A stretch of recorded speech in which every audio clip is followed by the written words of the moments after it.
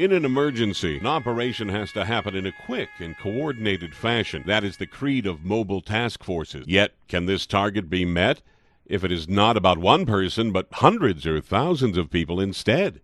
Operations in disaster areas are among the special challenges medical rescue teams and paramedics have to face.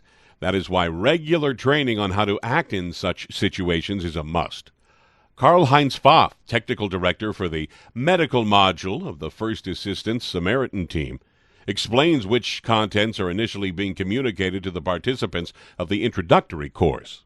Also die gesamte Ausbildung umfasst The entire training includes insights into the basic principles of our Foreign Aid Division, as well as the Foreign Aid Department here at the Federal Association in Cologne, where we have a unit specifically for drinking water treatment. This is in addition to the basic training that initially provides insights on the monetary activity and how it is organized on a national and international level. This is one of the two modules we train people on here. In addition, there is a unit on the basic medical module. For starters, we presume a qualified medical education. Essentially, those are registered nurses and emergency medical technicians, and this way we actually have an overall great mix of people.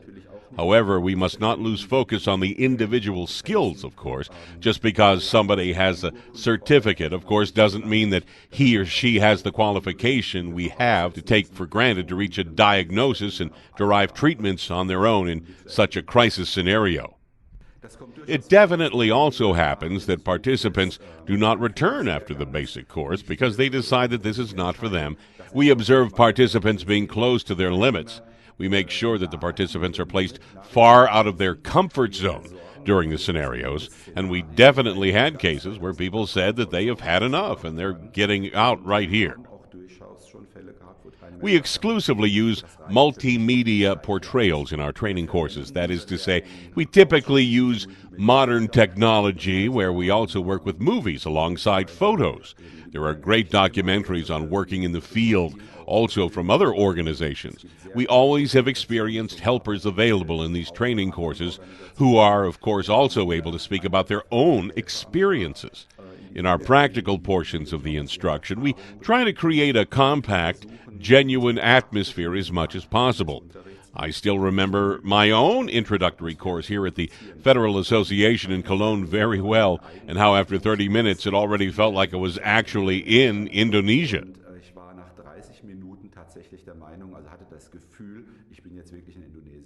Practical experience follows theory. Different scenarios are being played out as realistically as possible. Im Deutschen spricht man von der Katastrophe, im Englischen, also im Kontext der humanitären. Within the context of humanitarian aid, one distinguishes between slow and fast onset disaster. Slow would be a slowly approaching disaster, like, for example, a drought or famine, meaning things you can actually anticipate and then wait for the moment when you need help from the outside. Fast onset would be a disaster such as an earthquake, for example, which you cannot plan, of course, and which happens unexpectedly. We have a training program with 6 workshops. It starts here with the introductory class, where people are first being sensitized on this topic. Afterwards, they are technically instructed in the 2 specialist modules of basic medical care and drinking water treatment.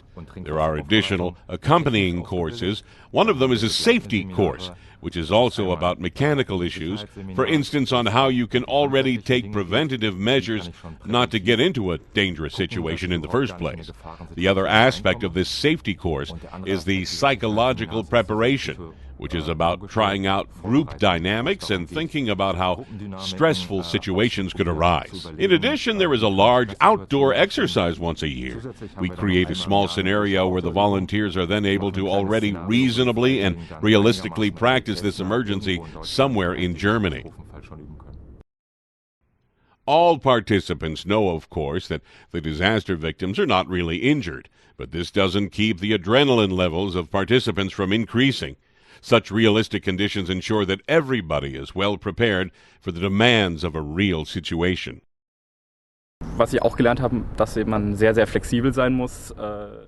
We also learned that you have to be very flexible. Every emergency is different. You can't go by the book and have to very adequately and quickly react to the changing situations. I think that this is a great challenge. Und da denke ich mir, dass es eine tolle Herausforderung ist.